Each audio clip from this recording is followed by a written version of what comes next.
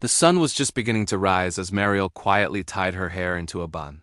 She grabbed her faded work bag and stepped out of their small house, her feet heavy, not just from exhaustion, but from the guilt sitting on her shoulders.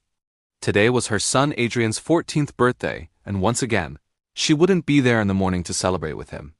She had a surprise planned, of course.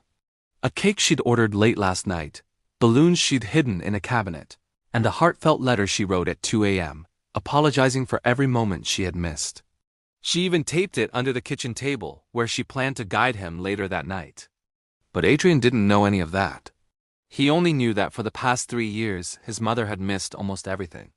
PTA meetings, his first basketball game, the night he won a school award. She was always working, always tired, always rushing. So that morning Adrian woke up alone again.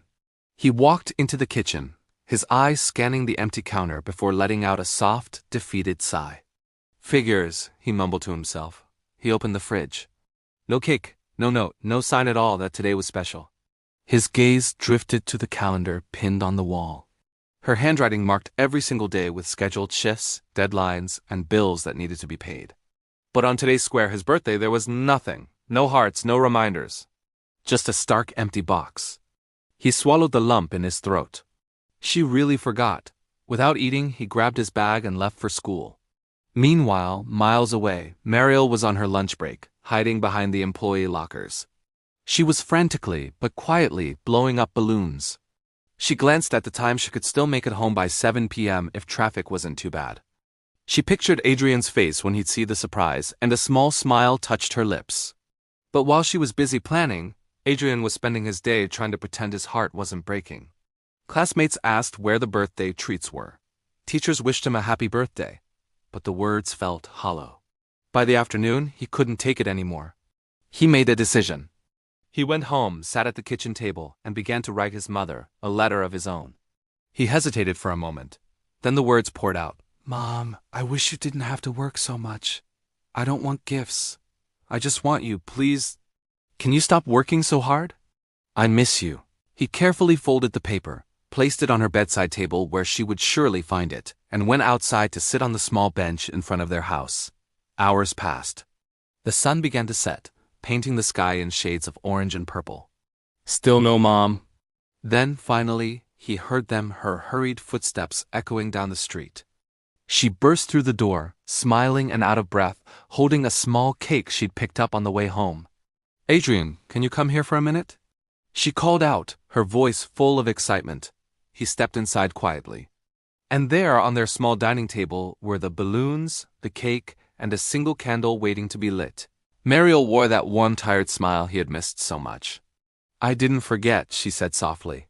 "I know it felt like I did. But I've been planning this all week." Adrian's eyes filled with tears, a mix of relief and guilt. I thought you didn't remember," he whispered, his voice trembling. "I always remember," she replied, her own voice cracking with emotion. "I just don't always have the time I wish I had." He rushed into her arms and hugged her tightly. But the real moment came later, when she went to her room and found the letter he had left on her pillow. She read it slowly, her hands trembling as she took in every word. When she walked back to the kitchen, her eyes were red from crying. "You want me to quit working so much?" she asked softly, her voice thick with emotion. Adrian simply nodded. She sat beside him, taking his hands in hers. "I work because I want you to have a better life than the one I had. But if my working so hard means losing you, then none of it matters." He looked at her, surprised and hopeful.